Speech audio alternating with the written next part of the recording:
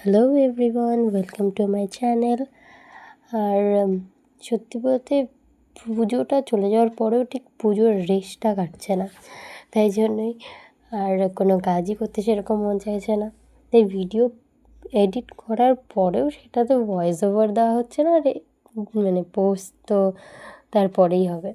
তো যাই হোক, পুজোর মধ্যে একদিনও যেহেতু ওর ছুটি ছিল না, তো সেরকমভাবে ঘোরা হয়নি, তাই আমরা ঠিক করেছিলাম একাদশীর দিনকেই যাব। তো চলে গেছিলাম আমরা কল্যাণীতে, আর এটা হচ্ছে কল্যাণী একদম পাশেই এ ব্লকের যে পুজোটা হয় সেটা। তো এখানেও বেশ সুন্দর প্যান্ডেল করেছিল। সত্যি বলতে এবছর পুজোতে আমরা যতগুলো ঠাকুরই দেখতে গেছি, যেখানেই গেছি প্রত্যেকটা জায়গাতেই প্যান্ডেলগুলো খুব সুন্দর করেছিল, প্লাস মানে প্রতিমাগুলোও খুব সুন্দর করেছিল। তো যাই হোক, এখানে আসার পরে দেখি যে একাদশীতে শুধু আমরা একা না, আরও অনেক লোক ঘুরতে বেরিয়েছিল। এখানে দিনের বেলাতেই এত ভিড় ছিল। তো যাই হোক, তারপরে ও আমার জন্য একটু ঘটি গরম কিনছিল, আর আমি এখানে দাঁড়িয়ে দাঁড়িয়ে গরুগুলোয়ে দেখছিলাম। মানে কী সুন্দর নির্দ্বিধায় ছাড়া রয়েছে, আর মানুষ তাদের পাশ থেকে যাতায়াত করছে, আর আমি এত দূরে দাঁড়িয়ে থেকেও আমার ভয় লাগছে। যাই হোক, সেখান থেকে বেরিয়ে আমরা ওখান থেকে টোটো ধরলাম, টোটো ধরে চলে গেছিলাম রথতলা। আর রথতলার মন্দিরটাও বেশ সুন্দর হয়েছিল। এটা ঠিক কিসের মন্দির ছিল আমার ঠিক এখন মনে পড়ছে না, অনেক দিন হয়ে গেছে যেহেতু। তো যাই হোক, এটা সাউথের একটা মন্দির, এইটুখানি আমার মনে আছে। সাউথের স্বামীনারায়ণ মন্দির মনে পড়েছে বাবা। যাই হোক, সাউথের স্বামীনারায়ণ মন্দির ছিল এটা, যেটা খুবই সুন্দর ছিল। কিন্তু একটা দুঃখ, যেটা হচ্ছে যারা ভিআইপি ছিল শুধু তাদেরই ভেতরে ঢুকতে দেয়, সাধারণ মানুষের এন্ট্রি নেই। যাই হোক, তবুও কি ভিড় ছিল না, নর্মাল লাইন দিয়ে এমনি ঠাকুর দেখতে হয়েছে, বেশ ভালো ছিল মোটামুটি। এখানেও ভিড় ছিল বলতে হয়, মানে ওই বাস দিয়ে আটকে রাখার ভিড়টা নেই, এই যা। কিন্তু যেটা বলতে হয় সেটা হচ্ছে দশমীর পরে একাদশীর দিনও এত মানুষ ঠাকুর দেখতে বেরিয়েছে। তো যাই হোক, এটা হচ্ছে গিয়ে ভেতরে বেশ সুন্দর, প্রত্যেকটা জায়গাতেই খুব সুন্দর করেছিল। আর আমাকে কেমন লাগছে অবশ্যই জানিও।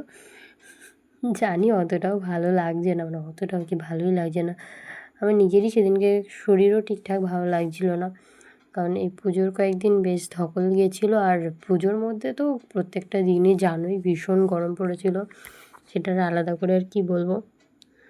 যাই হোক, এখানে হচ্ছে গিয়ে ঠাকুর যেটা করেছিল ওটা পাটকাঠি দিয়ে, মানে পাটকাঠির যে একদম সরু যে মাথাগুলো হয় না, ওইগুলো দিয়ে বানিয়েছিল এটা। এটা হচ্ছে কল্যাণীর রথতলার ঠাকুরটা। যে এখানে ঠাকুরগুলো খুব সুন্দর হয়, বেশ ভাল লাগে। আর প্যান্ডেলটা তো মানে বলার বাইরে, খুবই সুন্দর ছিল। আর যেটা হচ্ছে গিয়ে বলতে গেলে সব জায়গাতে আমরা গিয়ে খুঁজি সেই জিনিসটা হচ্ছে এটা, ফ্যান। মানে যেইখানে যাচ্ছি, মানে যেই প্যান্ডেলে গেছি এই 4-5 দিন, সব জায়গাতে গিয়ে ফ্যান খুঁজে ফ্যানের সামনে গিয়ে দাঁড়িয়ে পড়েছি আমরা।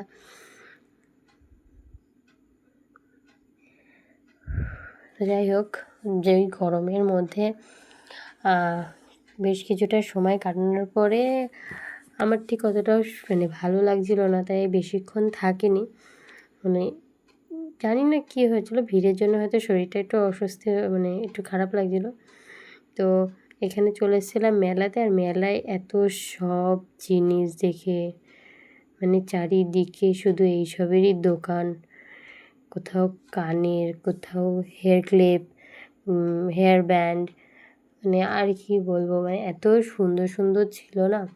বাট আমি ঠিক করে গিয়েছিলাম নিজের মনকে যে না, আমি কিছু কিনবো না, কারণ আমি কিনে তারপর আর ইউজ করা হয় না। কারণ আমি যখন কেনার পরে তারপরে আমার মনে পড়ে যে হ্যাঁ, সামনে তো কোনো সেরকম পড়ার মতো ভ্যাকেশন মানে কিছু নেই, অনুষ্ঠান নেই।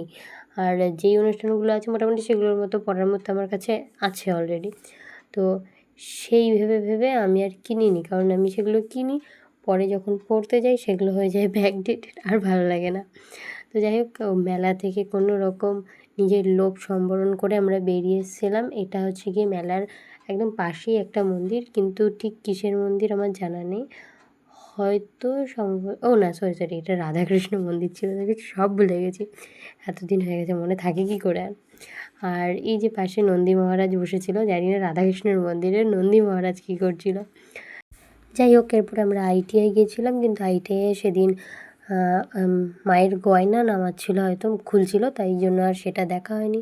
তো আজকের ভিডিও এটুকুনি, চলো টাটা।